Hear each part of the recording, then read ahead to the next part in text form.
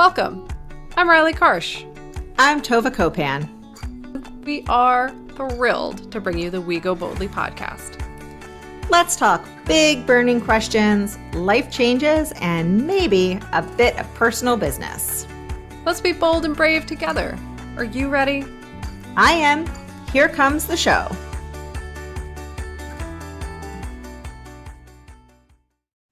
Hello, everyone, and welcome to We Go Boldly, the podcast. We are so thrilled to have you with us today. We are also super excited because it is interview day. Now, we've done this season a little differently. Normally, we go back and forth between interviews and regular episodes, but we change things up because we're always talking about this with you guys. Adaptability is the key. It makes everything in life better. Before we get started on our interview and introduce our amazing, fantastical guest today, I am going to introduce my amazing, fantastical co-host, Tova. How are you today, Tova? How are your allergies? How's spring treating you? What's happening? Well, funny you ask about my allergies because I believe I said that I was going to come home and take a Claritin after my hour walk in the woods, and I did not. Oh, man.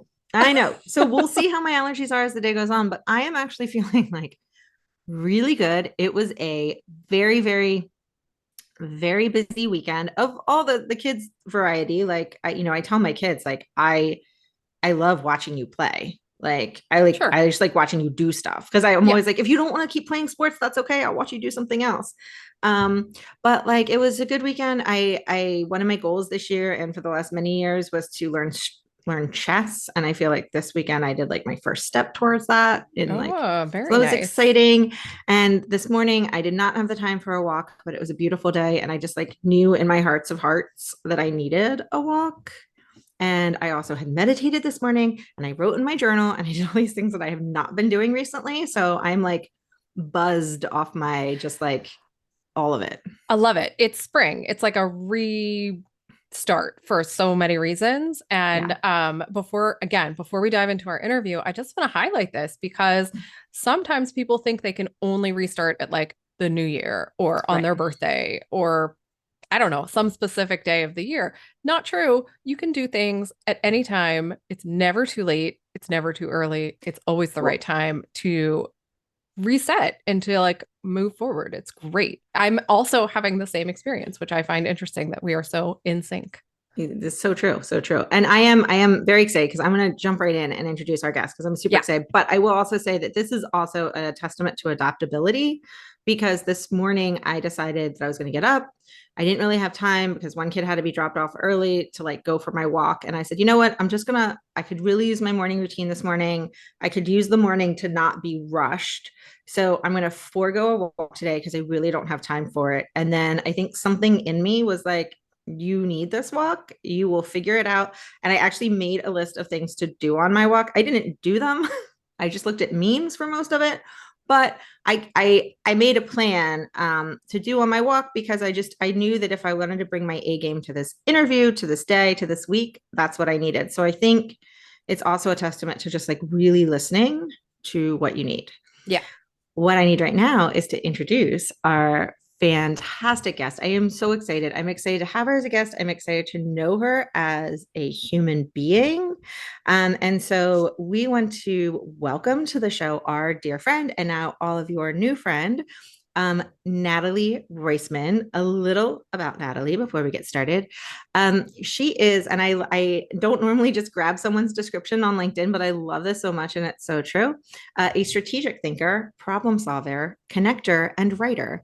And a immensely empathetic human being. She practiced for over 20 years, where she focused on communications and technology, and I'm sure way more detailed things that I do not know and understand. And she has served on a variety of nonprofits and bar associations in a variety of roles, leadership roles. But recently, after more than 20 years in private legal practice, as part of a new chapter of her professional life, she has taken the role of executive director of a tech law and policy institute housed at Georgetown University Law Center. So in this role, she is responsible for supervising the administration of multiple degree programs at Georgetown Law, coordinating research-related convenings for many faculty members, organized trainings for congressional staff, which I feel a little better knowing that they will be trained by Natalie, Yes. and the people that she is working with. And she works towards advanced diversity and equity in tech policy space and hosts a variety of government, industry, civil society experts working at the intersection of law and technology. It is a very exciting role. I am very excited for her. And I am very excited to have Natalie join us. Welcome, Natalie.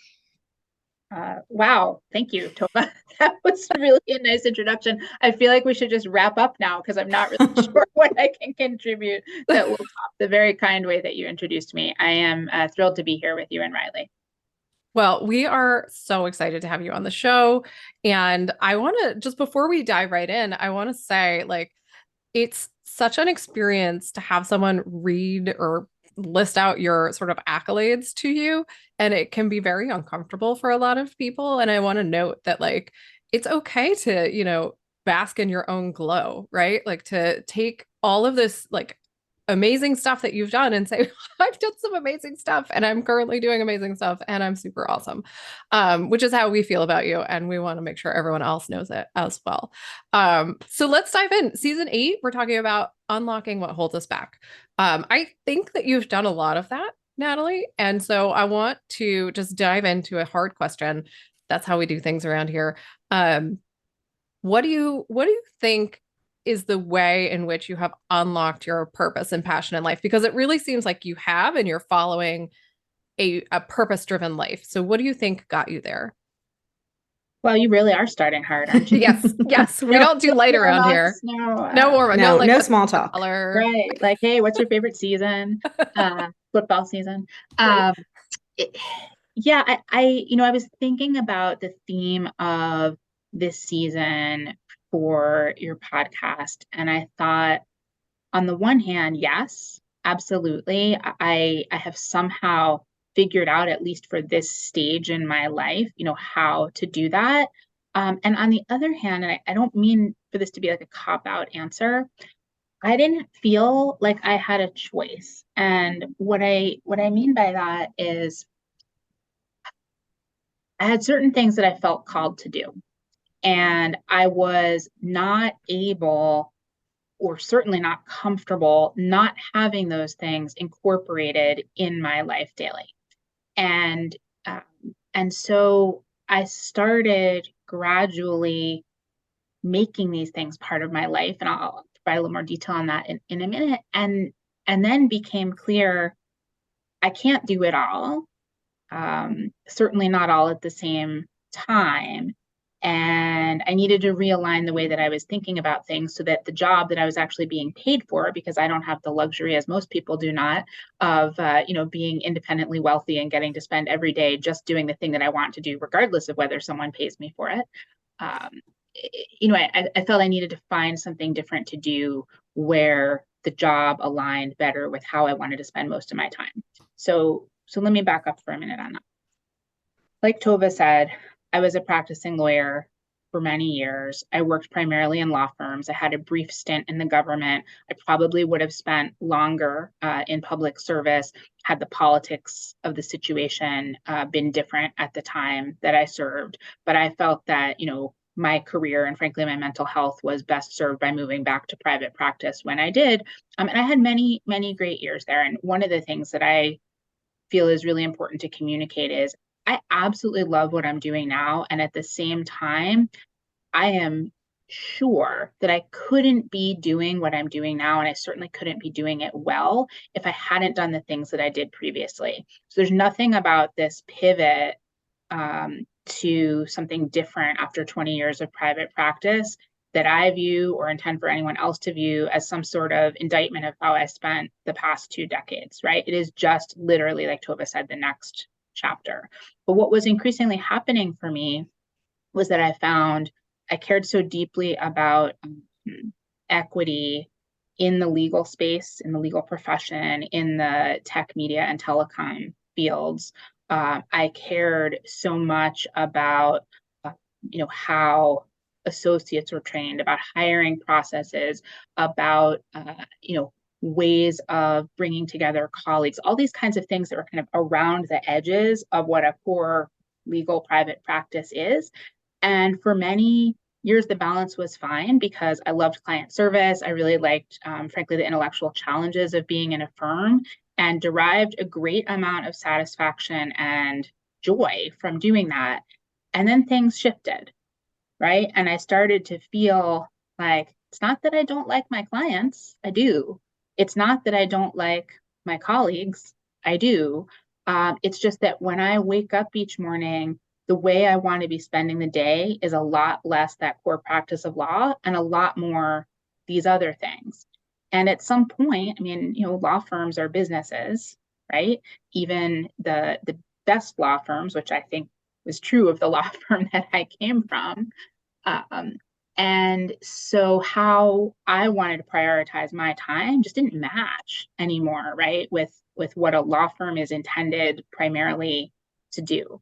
And that's when it clicked for me.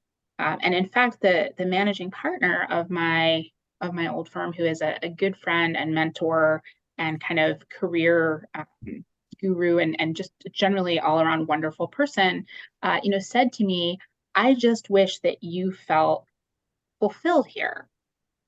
And I said, I do too, because it would be so easy to stay in a place where I'm known, I'm liked and respected. I really like and respect the people that I work with and for. It's a pretty good gig. And I don't know what I'm thinking, looking for something else. But, and this comes back to my very first point about sort of not really feeling like it was a choice. I can't stay. Like, it's almost like that had been decided for me by the universe, as opposed to my making some sort of affirmative decision. Well, should I stay or should I look for something else? Like, I can't stay. It doesn't work because I can't be part of an organization where I don't feel like a full contributor to the underlying mission of the organization. And the underlying mission of a law firm, again, even the one with the nicest people and the best clients and all that stuff, the underlying mission is still to make money in the private practice of law. And that wasn't working for me as my primary mission anymore. So I know that Tova and I want to unpack that like so much. Sure. So many nuggets in there for everyone who's listening. And you answered our first two questions, which is fantastic. You didn't give me, just so we're clear, you didn't give me the questions in advance. I didn't. Right. You just went right in. Right. We're obviously in complete synchronicity here. But just to be crystal clear, in case you missed it, this is a case wherein someone is in tune with their inner voice and listening to their inner voice and following their inner voice, because you said so many important things, but understanding that your entire life is multiple seasons, right? Like, it's multiple chapters. It's never going to stay the same. And embracing the change that happens within us and acknowledging the change that happens within us is so fundamental to our happiness and our contentment, or whatever word works for you, because we struggle with happiness around here. It's so fundamental to being able to live a purpose-filled life, right? Because your life is purpose-filled all the time. It's just, what is the purpose? Is it the purpose that you want to be living or not? And sometimes that changes for us. And I think that's exactly what you just described. I'll let Tova jump in because I know she's like chomping at the bit. Well, yeah. So because I know you, I also know that you did attempt to tweak some things at the firm to see if it could maintain a good fit before you left. But what I wanted to highlight again to everyone who's listening, and to me, frankly, is that we don't have to wait until we're miserable to make a change. And we can also just know that something's not right. And fortunately, you didn't lose your colleagues, you didn't lose your mentor by leaving. They are mature enough, emotionally, stable enough to recognize that this was not a personal thing. And I think that's really important, because I think so many times, somebody might think about like not really looking at their life until they are miserable or feeling like, well, I'm not miserable, so I'm not going to make a change. Right. And you didn't wait for that. You were, you were willing to say, like, I need to do this before I am miserable, maybe. Yeah, so I want to respond to two things, Tova. And the first is, I'm so glad that you remembered this because I probably should have mentioned it, which is back in 2018, I did have that first epiphany of this is not the right ratio of things in my life. And I thought at that time that I would need to leave the firm in order to achieve a better ratio. And I wasn't even really sure what the next step would be.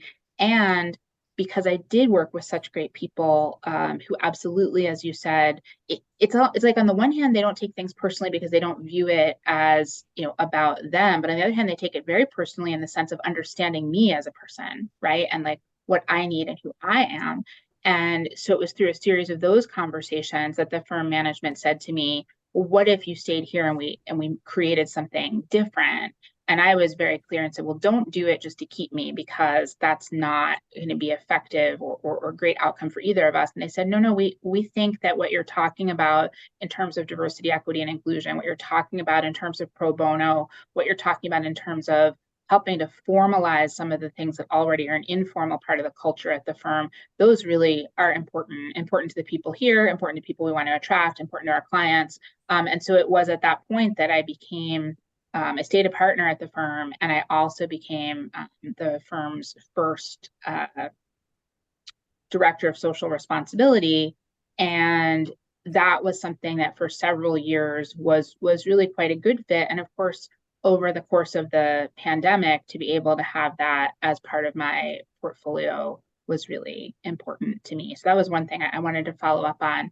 And then the other thing, and I really should have jotted this down so I would remember what the thing was that I wanted to say. Oh, so I'm not a super organized person in terms of things like physical space and stuff. I think I live a life of abundance, maybe in a way that is not actually calming. But I really think that there are tons of books and guides and things out there that talk about how to be organized with your stuff that actually also apply to your time and your mental energy and things like that. So your point about you don't need to wait until you're unhappy is a little bit like these questions of, how do you decide which purses to keep, or how do you decide whether you still need blazers in your closet, or, like, what is the thing that decides, is it in or is it out? And like, do you have to hate it? Does it have to not fit? Do you have to have a completely different job where you would never ever wear it? Or could it just be that you put it on and you don't feel great? And why do you want to fill your closet with a whole bunch of things that when you put them on, you don't feel great? Well, it's so, Go ahead, Tova. Go ahead.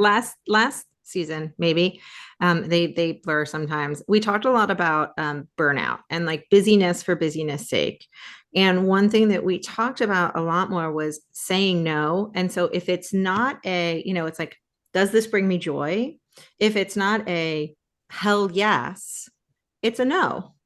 And that's okay, right? Like, and one thing that, I think you learn as you get older is it can be a no for you and a yes for someone else. And if you're not saying a huge big yes to client services anymore, then there's probably somebody else as talented and wonderful as you are that could do a better job because they are saying a huge yes to that. So I think you're right. I think it's interesting. And as someone who, when I feel particularly, I always think of it as like floaty, like not grounded in my life. Sometimes it does take organizing a closet because it helps remind you like what it feels like to really like something. Yeah. And are you, and this is the part where maybe this sort of analogy breaks down a little bit, but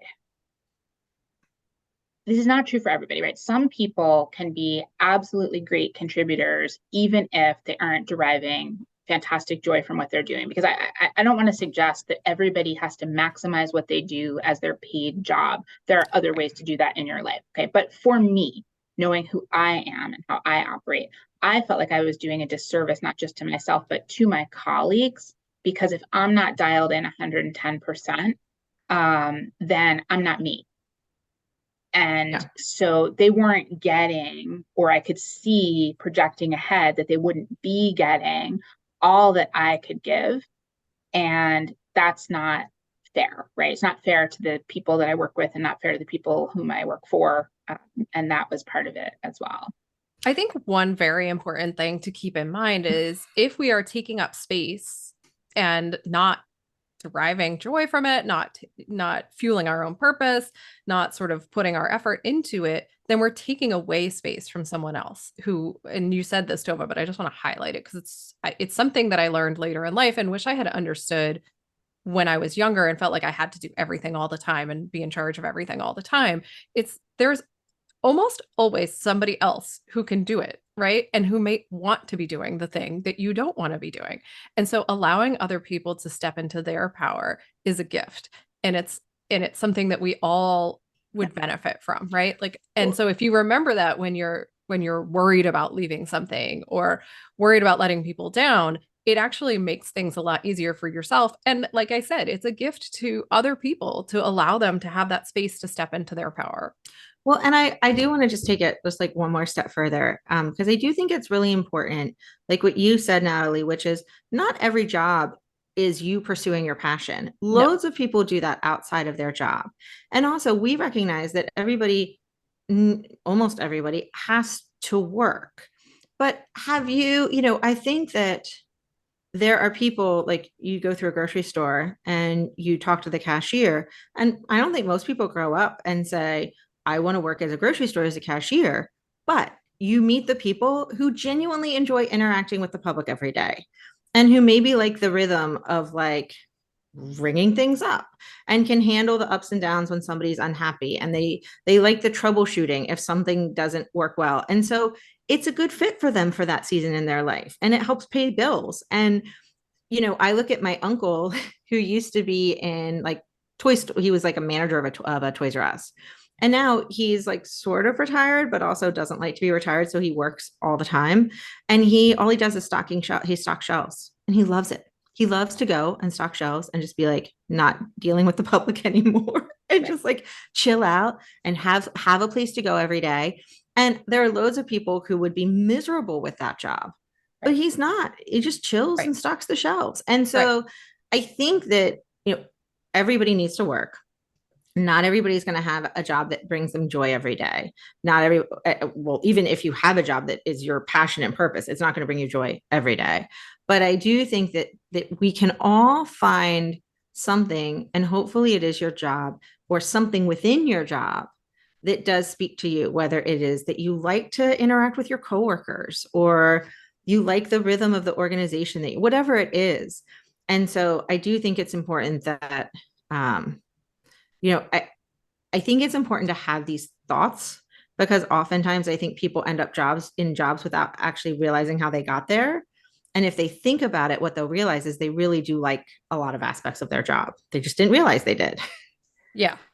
No, I agree with that. And it's, your job does not have to define you. I think I just want to put that in there because I spent a lot of time also in my life thinking that my whole life was defined by the work I did. And I was doing the wrong kind of work for me at the time. So that's a real uncomfortable place to be. But it doesn't have to define you. Any number of things define who you are. And those are not necessarily about making money or paying the bills or things like that. I do want to ask another question just to move us down our question list here. And that is when you look at your day, what is it that is fueling your purpose? And did you have to change anything in your personal life in order to get there? Like, was your personal life affected by the changes that you've made? Yeah. So I think that a premise that I should lay out is that it wasn't an easy change to make in terms of actually getting the job. It was an easy change to make in the sense that I mentally felt like I was already ready to do a job like the one I'm doing now, as opposed to what I was doing before, for all the reasons that we just talked about. And I think that My husband and my one kid who's old enough to sort of grasp that I changed jobs, for them, the biggest personal life change is simply, I'm not looking unsuccessfully for a job. I'm not, unhappy at a job, and I'm really enjoying, what I'm doing. The biggest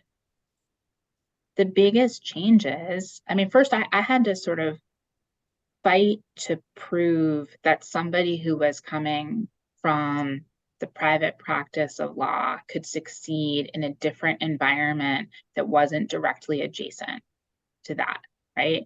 And this is not quite what you asked, but Riley, you were in politics, and you answer the question you want to answer and not the I do.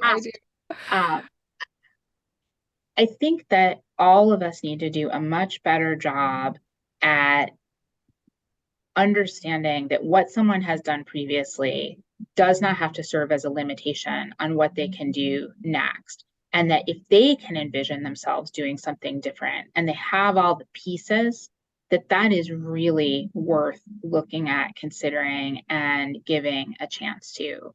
Because surprise, oh, well, you haven't been in the nonprofit world before, so you can't be in the nonprofit world now. So what are you telling me? If I didn't start there right after law school, or 2 or 5 years after law school, it's too late. I can never do something different.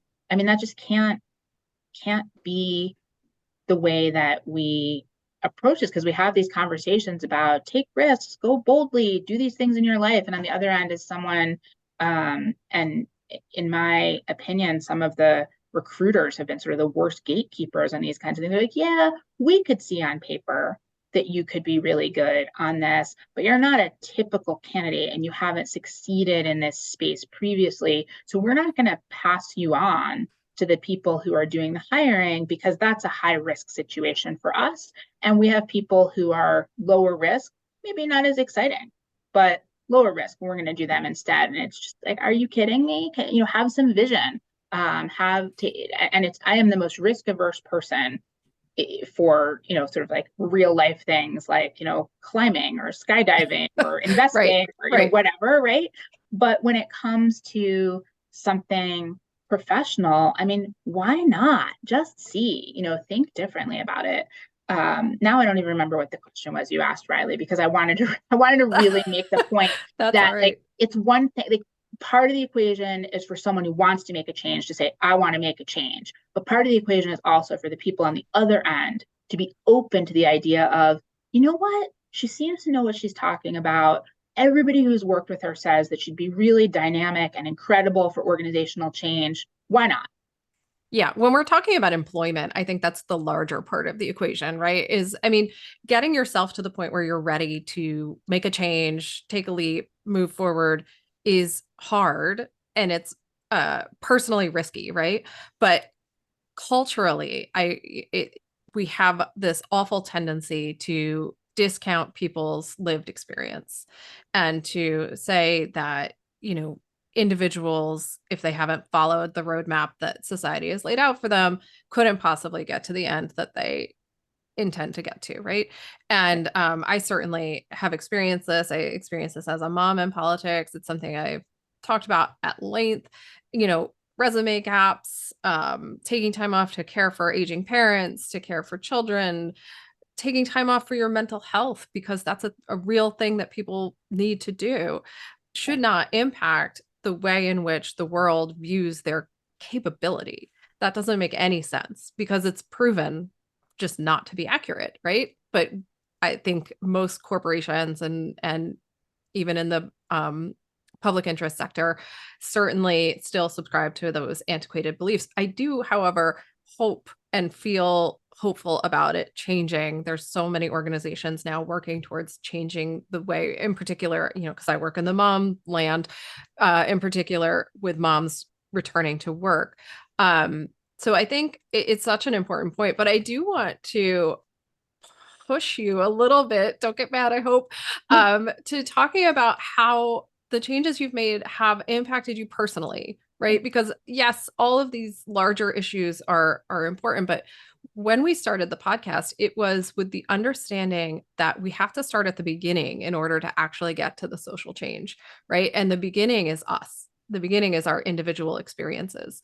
So that was the question I asked, and I'm curious if you don't want to talk about it, that's totally fine.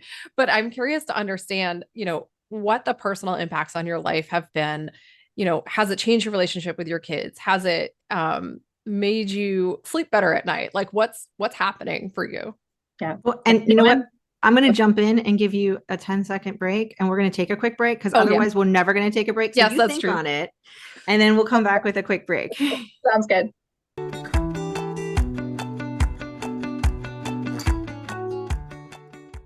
Hey, Tova, you know what I love? Coffee, definitions, uninterrupted reading time. Okay, all of those things are true, but I also love maps. As in Siri, take me to the beach. Yeah. Also, as in, who am I really and who do I want to be? Yeah, I figured that's what you meant, but I also have the beach on my mind. So, Well, we were talking about things we love, so that definitely makes sense. But the map I was thinking about is our Defining You course. yes, we put together Defining You as a way to map where you are and how you want to live your life. So true. So many people struggle to find their purpose in a busy and noisy world. That's why we made Defining You, our course meant to guide you to creating your own mission statement. And there's good news. You can get it now on teachable.com. Find the link on our website at goboldlyinitiative.com/courses, or check out the link on our Instagram bio at Go Boldly Together. We can't wait to see you there. Now, let's head back to the show.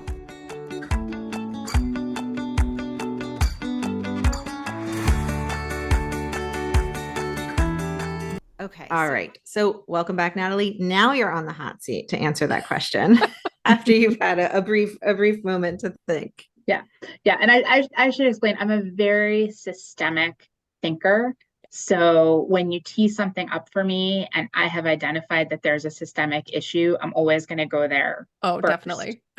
So you get that, but Yep. but I'm happy certainly to tell you a few things. The first thing is a new job is really hard, and particularly a new job in a totally new space. So just to underscore what Tova said in the introduction. So I'm now at Georgetown University, never worked in higher education before, except for being an adjunct professor at GW Law School. And when you're an adjunct, you're just sort of in a different category, not dealing with the day-to-day of the academy, so to speak. And I now have to do grants and gifts, and I have students I work with and faculty I work with in a totally different type of team. I'm having to learn all that. I'm almost 6 months in. And I would say what I have accomplished is I now think that I mostly know what I don't know, but I still definitely don't know everything about how to do the job. Some of that is there's a very particular rhythm to being in a higher education institution, even if you are not a student or a faculty member. And I'm still learning that, right? There are weeks where campus and the building in which I work are totally abuzz. There are weeks where it's completely quiet, all based on what's happening in terms of the academic calendar. And I haven't yet gone through an entire academic year, so I don't know how those things work. Even things as simple as, how do I write an email to X person? Like in a law firm, if you come to me with a very challenging intellectual question, that might be hard, but I understand the environment in which I'm working and what the pieces are, what the tools are that are available to me, and sort of what the structure and process should look like in terms of delivering a work product. I did not understand that here, but I had to learn that, and I had to learn the sort of currency of the institution. What is valued here versus what was valued in previous workplaces for me. So how has it changed me? The first few months, I actually was spending more time at work and was so much more exhausted outside of work because of all of this learning, because it was so new. And every day I would get to work and would just be nonstop, trying to figure it all out and learn it. And for a variety of reasons, I was sort of understaffed when I first got here. So I was trying to learn my job and the jobs that technically were jobs of people on my team, but someone was on leave and another job was vacant.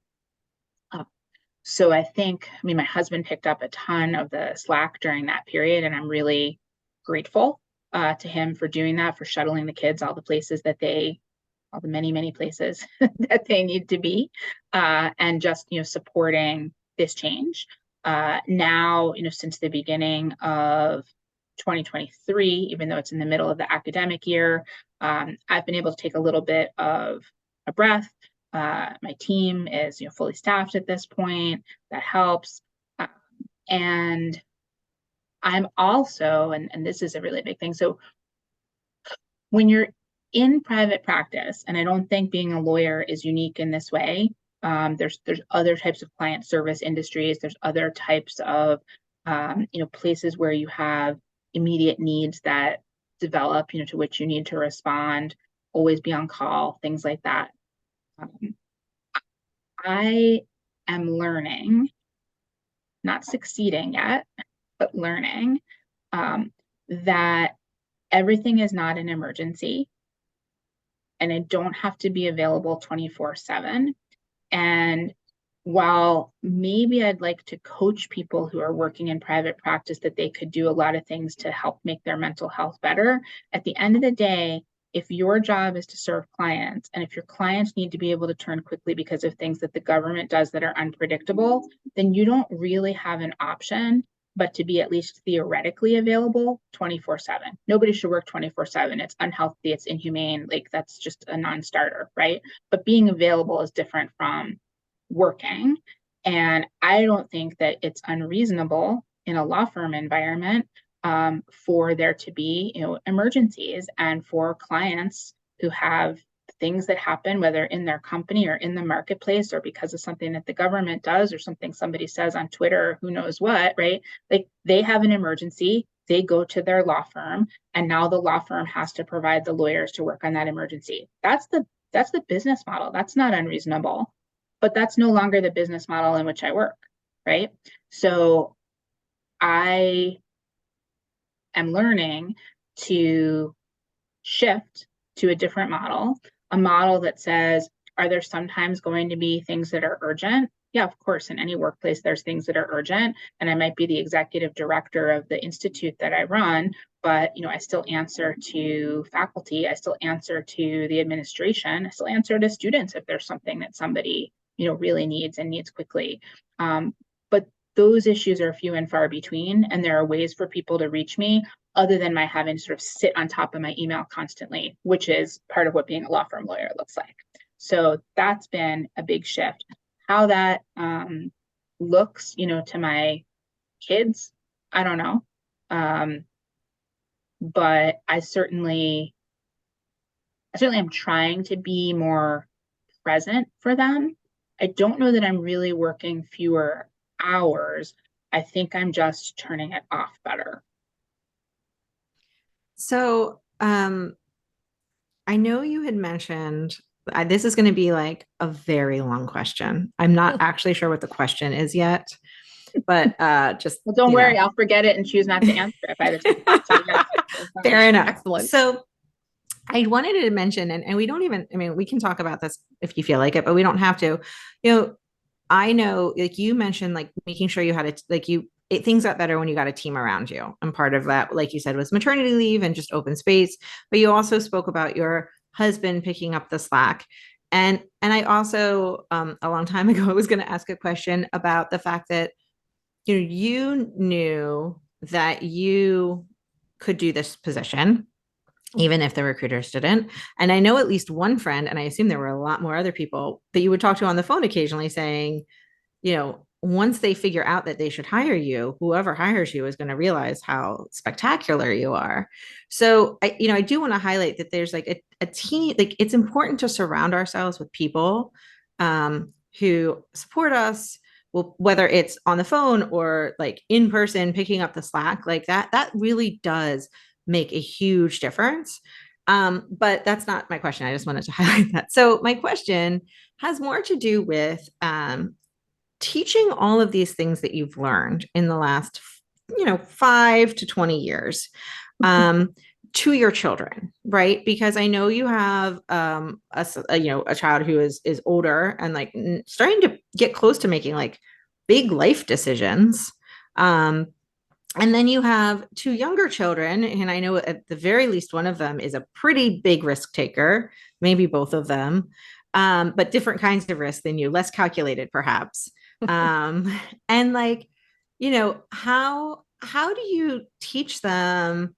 You want all your kids to be employed, right? That feels important, I think, for all of us, but also like, live a life with purpose, be willing to take risks, but also like, let's add some calculated risks there, so that we know what's gonna, take. We've just done a number of episodes where we've talked about how risks are awesome and we should all be taking risks, but they can be calculated risks, right? Which is what you have done. You kind of ran the numbers and you're like, I know I can do this job. It's scary because I've never done it before, but I know I can do this. So how do you, for the last things you've learned in your life, how do you teach your kids these sort of things or pass them on to your kids? Or answer a different question. No. I like that question. But I actually think that so I'm not a hard person to know, right? I'm a pretty open book. I'm not good at camouflaging my feelings, and I like to speak up when I think that things should be a certain way. So if anything, I feel like the danger is I'm over teaching my children because I'm trying to actively like drill into them the things that I think are important about life. And number one, like not everybody is like me. I have come to, if not totally understand this, at least to grasp that some people think that's true. Uh, not everybody is like me. Yeah. And so my kids are probably not any of them going to be totally like me, and maybe one or more of them not at all like me, right? I don't know. I It's more like, what are they teaching me? What am I learning about myself and just kind of how to be with people who are different simply by virtue of how I try, to meet each of them sort of where they are. So with my oldest, as he's become, a little bit more politically aware and interested, like I'll drag him with me to something. I was a speaker at a event on housing policy, and he came and stood in the rain and held a poster, and I really appreciated that. And that's a chance for him to see not only, that type of issue, but also the importance of showing up, right? So that's something I think I'm trying to make sure that my kids see.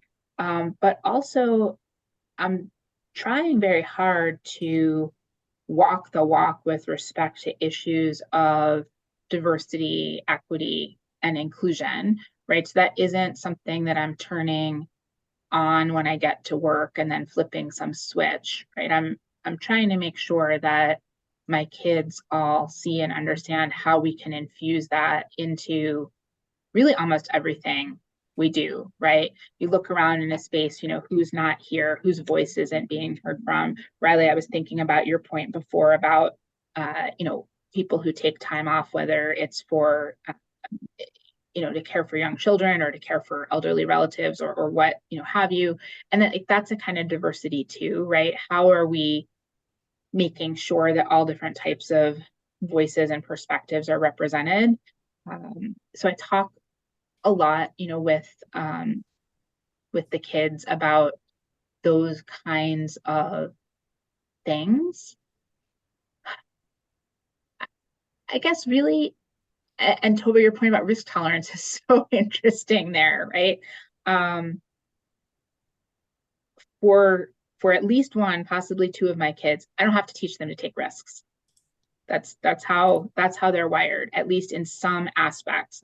But everybody is anxious about some things too. And so how do I support that and encourage them? And I mean, here's an example.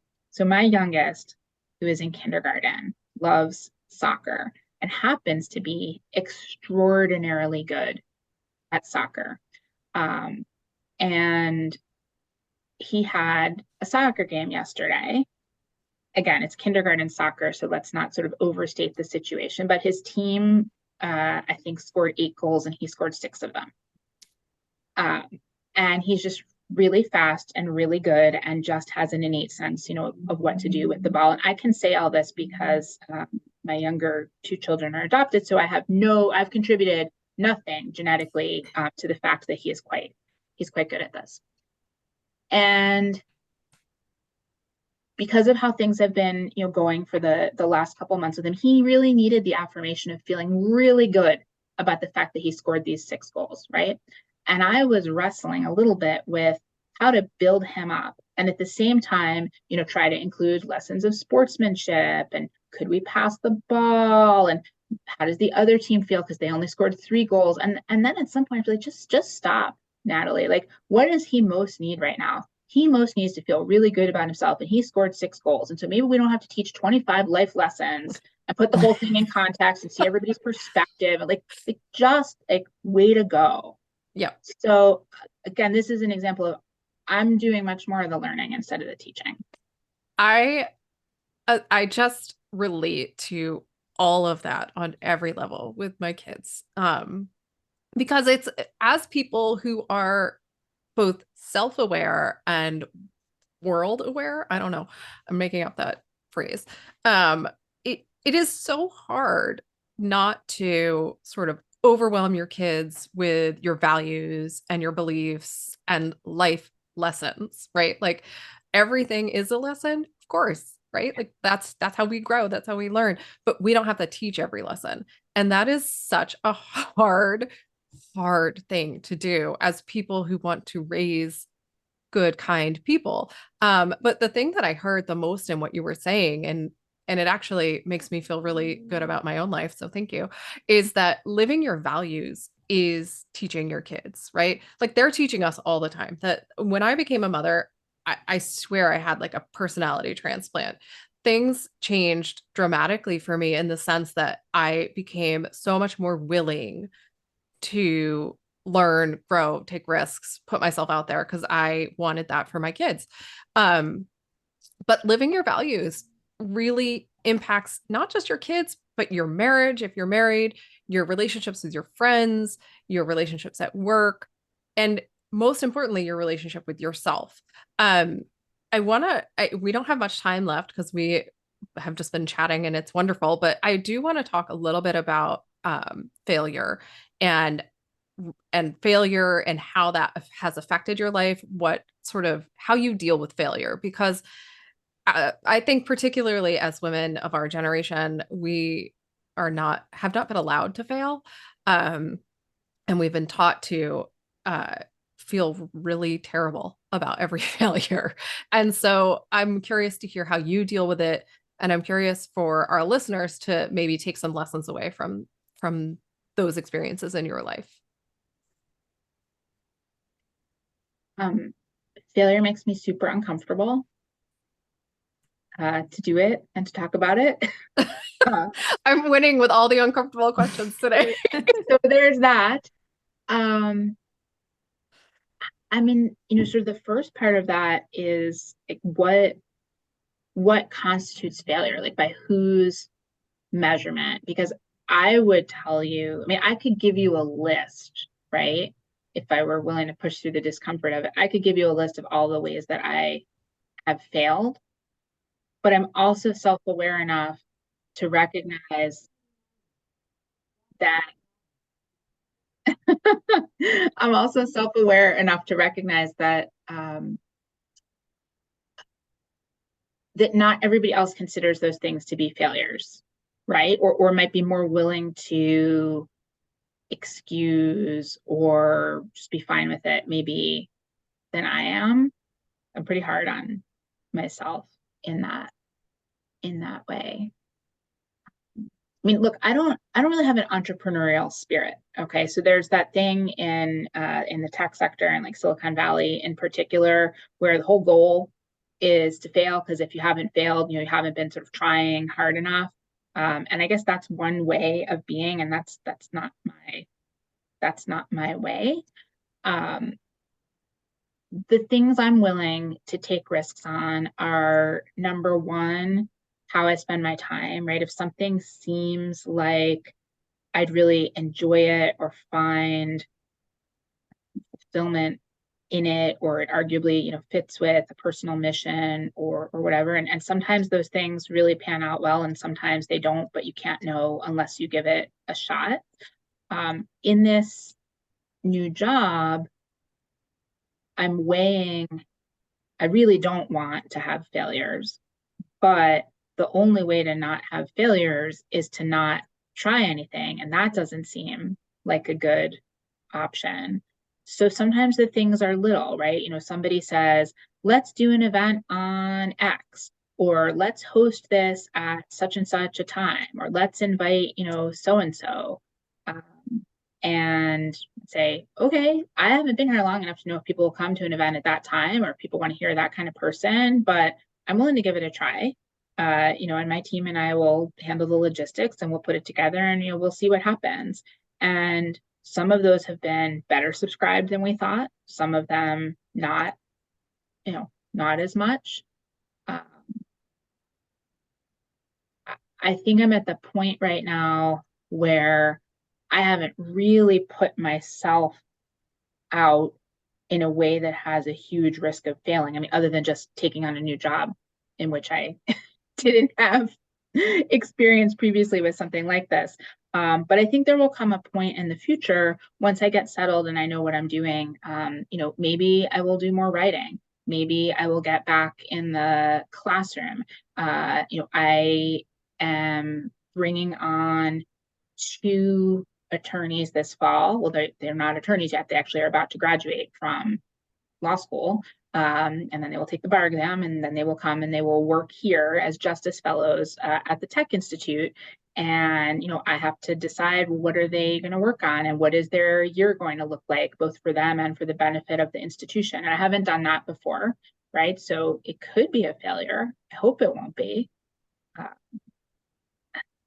I don't think I can really pull from examples in the past, because they've all been so narrow that there's not a broad lesson there. But I guess what I would say is, I am constantly thinking about where is the point. So Tova, you talked about the calculated risks, but what does that really mean? Because everybody's calculation is going to be different. So how much confidence do you need that something might work in order to take the risk on it? I think that's going to shift for me in this new environment. I would actually say that I think that you are a lot better with failure than you think you are. I actually think you're kind of spectacular at it. And this is not from any personal experience. It's actually from just hearing you speak, because you have the ability, based on what you've said, to constantly reframe an experience so you've learned from it. And maybe there are big, quote, failures in your life that we're not talking about, and that's okay. But I think on those that you are actually more nimble, maybe, and adaptable, and more able to handle failure than you maybe realize. And in the great words of Jalen Hurts, or the great Jalen Hurts, he says that, because I had to get an Eagles thing in here with one of my favorite Eagles fans. He says that you either win or you learn. Yep. And that's something that, I'll say to my kids after games. This weekend, I had to say it a lot. And it's not a silver lining. It's like, what can we take from this? Like, what did we do well? And we're going to move on. So I would, I think we are kind of at time, but, and I know we want to do our quick questions, so we might just have to have you back again. But I do think that you are probably better at failure than you realize you are. I appreciate that, Tova. And I want to say, I love that quote from Jalen. And I love Jalen, and I love the Eagles. I think the challenge for me is what he really seems to be saying there is you either win or you learn. And if you don't win and you learn, you're only dwelling to the extent that you can turn it into a learning experience. And I'm still really not good at also having, guilt, shame, backwards looking, how could I have done it different? Like it just like weighs on me. Yeah. And, Yep. And that maybe is something that I could improve on. Yeah, we like to look at that as acceptance, right? The ability to accept that circumstances are what they are without saying that they can't change, right? That we can't change them at some point, but accepting that today is today and it is how it's going to be, and that sometimes that's out of our control. And I'm not good at that. Yeah, I'm sorry to interrupt, but I just have to say like that is, I think my friends and particularly my family would tell you that is one of my biggest flaws is I am not willing to accept that some things just are the way they are. And I don't mean that as, some sort of inspirational, like you can always change things. I literally mean that as like, that's not healthy. And sometimes you absolutely have to do exactly what you said, Riley. And that's a thing that I'm working on, but my mind is just wired to always think, can we change this? Can this be different? Can this be better? Can this be fixed? And not only is that annoying sometimes to people in my life, but it's exhausting. And I think it would benefit myself and a lot of other people if I could sometimes just be like, well, this is how it is. I think it's really important, and I just want to make this point very clear for all of us, but anyone who's listening as well. It is normal to struggle, and it is normal to have things that we are working on, and that is okay, right? And we can still accept, and this is super hard, and I'm not suggesting you should like wake up tomorrow and do this, but we can accept the world as it is today and change it tomorrow, or at the same time. We can have conflicting thoughts, feelings, and emotions. Our world is not linear, and we will not think in a linear way as much as we may want to. And it is hard to acceptance is the word. It's hard to allow that to be the truth for us at any given moment, because if you are somebody who cares about the world, then you want to make it better all the time, and you want to do better, and you want to be better. And I think that you can do that and accept what is, so that you're not living in what might have been. We're pretty much out of time. So I just want to quickly do our bold response questions, because I know people will want to hear them and we love them.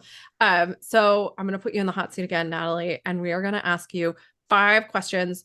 I am not allowed to ask any follow-up questions, and these are meant to be like short responses too. So our first question, very, very deep question. What is on your nightstand right now? Phone charger, my earbuds. So I fall asleep sometimes to a meditation. Several books that I have not touched in several weeks. A noise machine. And reading glasses. And a lamp. Excellent. All right, question number 2. Who is on the top of your musical playlist right now?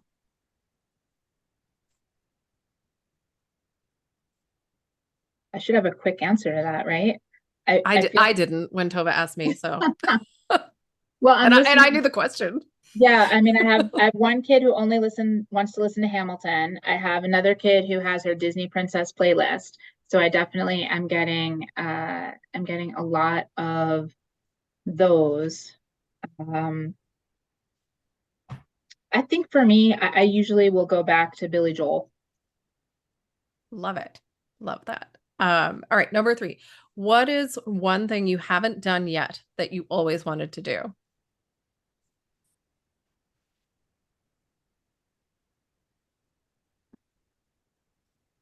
I mean, other than change the entirety of the world so that it's a better place. We know that. Right. There's definitely that.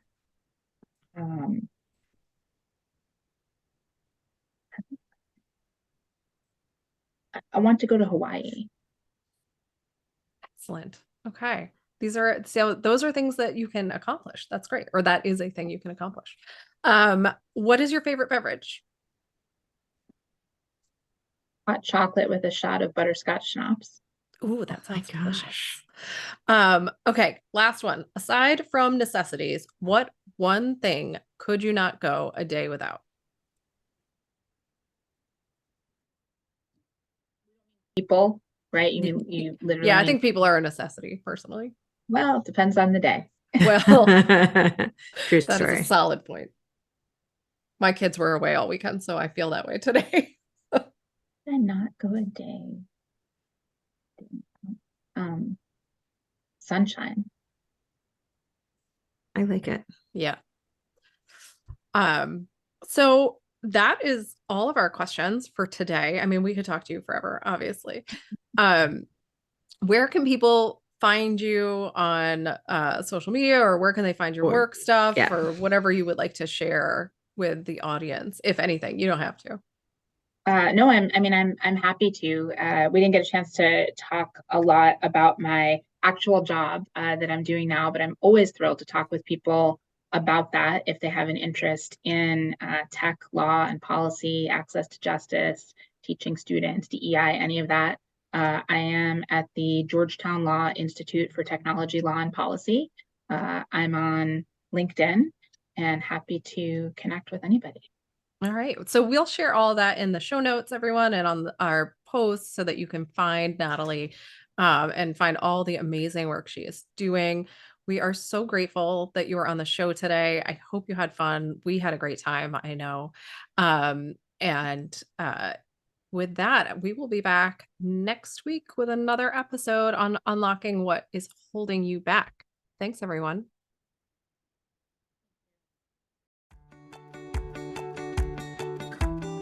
Thanks so much for listening to We Go Boldly podcast.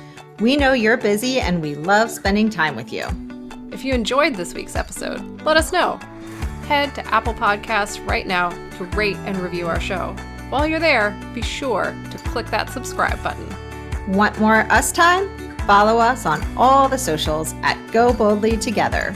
Want even more us time? As in all the coaching pizzazz. Find us at goboldlyinitiative.com for all the info. We will be back with more excitement, research, and deep thoughts next week. Until then, keep on being the bold, brave, amazing people we know you already are.